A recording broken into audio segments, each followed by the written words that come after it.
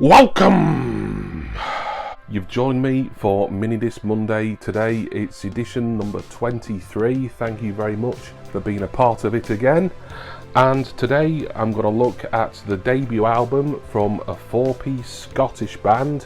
You know who they are, you've seen the title and the thumbnail.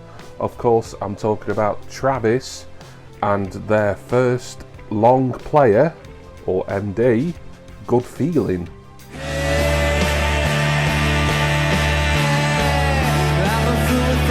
Without you,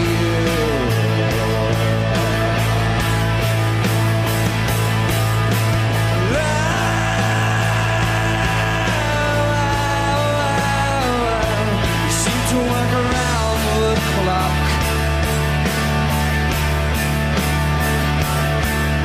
I say,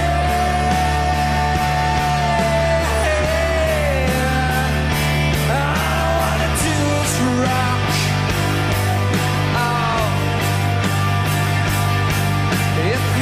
Was it I tell to walk the other way. Today I'll stay, not walk, just run.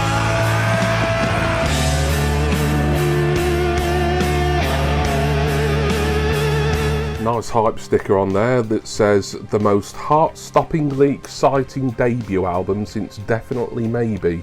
And that's a quote from Select magazine. I don't think I would agree with that, but nonetheless, we'll get on to my thoughts about this album. I've just finished listening to it, first time in a long time. In fact, I think it's only the second time I've heard the album all the way through in my life. Before we go through all the tracks, a little look at the case, the booklet, the disc, etc. Case is in pretty good condition, to be honest. No complaints. There's the front of the disc. And there's the back with track listing and a little bit of legal and record label bump on the bottom.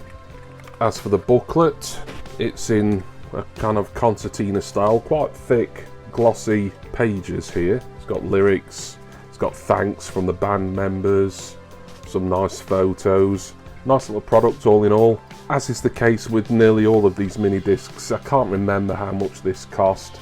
I think back when I was really into mini disc collecting and I was buying a lot in a relatively short space of time, this was one of the more cheaper ones, as were the two other Travis albums that I've got on MD, and they will be reviewed for Minidisc Monday in the future. But going back to Good Feeling, we start with track 1, All I Want to Do Is Rock. Great opener. Arguably, at least for their early years, it was Travis's signature song, really, that.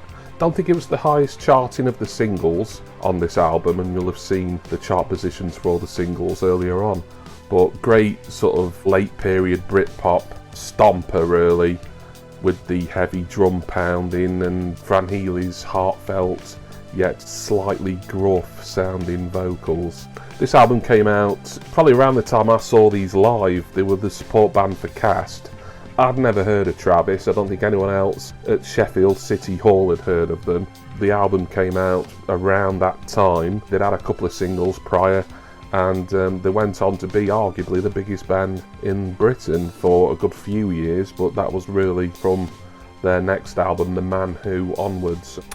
Track 2 is You 16 Girls, another single. Possibly, for me, music-wise, one of the more stronger singles again on the album. Great choice for a couple of releases, really. The lyrical content is a little bit suspect. It's kind of a parable about a man who dates a girl who is actually under the age of consent, but she looks over 16.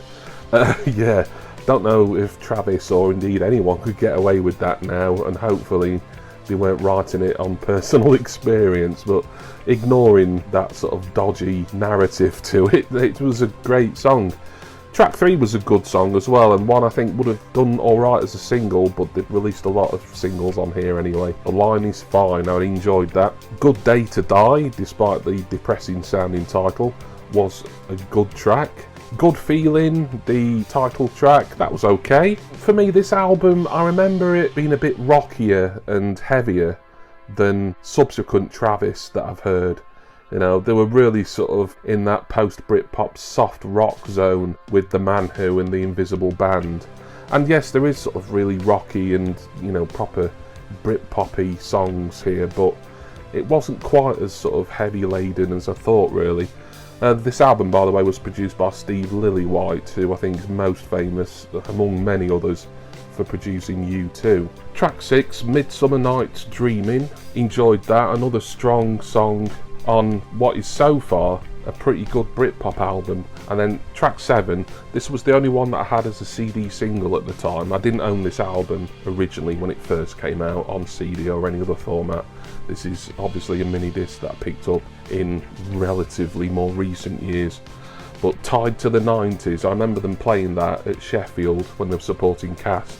And I was like, yeah, if that ever comes out as a single, I've got to get it. And I think it was the next single that came out. So then really, this is where the album sort of points towards the direction that Travis, I think, would go consistently in a couple of years' time, with a more sort of softer and gentler approach with I Love You Anyways. Okay. Track 9, Happy, which was another single. A more weaker one for me personally, but I know it's quite a crowd pleaser at their concerts, even to this day I believe. Happy with the chorus, I'm happy 'cause you're happy, really sort of riffs on a certain vocal, lyrical refrain from Ashes to Ashes by David Bowie. Track 10, More Than Us, got some very sort of George Martin-esque strings behind it, and it's very piano led. I mean, we're getting into more sort of the softer acoustic / piano led songs on the album certainly now, and for me they don't work particularly great. I do like some of their peak period stuff that is kind of leaning towards ballad territory. I think this, as a debut, it needed to kind of just be a bit punchier for the most part, and it was for a lot of the tracks, but it's just the second side, or the second half really, of the album here is letting it down a little bit for me. Penultimate track is Falling Down, soft acoustic ballady. Fran Healy's vocals have kind of got that almost slightly scratchy angst to them, but it's a good singer, a good performer. And it finishes with Funny Thing, which is another downbeat kind of addition, and you know, a bit too much of a maudlin way to end the album for me. Just a little look at the back of the case there before I forget to show you. So, all in all, I enjoyed it for the most part. It was great to hear the singles off this again, particularly Tied to the 90s, All I Want to Do Is Rock and U16 Girls, and a couple of other really strong album tracks here as well. But there's a bit too much, particularly by the end, a bit too much reliance on soft rock, post-Britpop, you know, the sort of thing that acts, some of which that I like, such as Embrace, would sort of take on board. And some acts that I'm not keen on, like Coldplay and Keane, etc. You know, you like what you like. Some of that stuff I like it, depending on who's doing it. Some I don't. So, Good Feeling was a good album, and is, I would say, a mild to medium recommendation from me, certainly. So give it a go if you've never listened to it, because I think compared to the next two Travis albums, this one, for casual fans, goes a little bit under the radar. So that's Minidisc Monday for today. Thank you all for watching, and I want to say special thanks, as always, to my wonderful subscribers and generous patrons. I'm going to go now, and please join me in 2 weeks' time for Minidisc Monday number 24.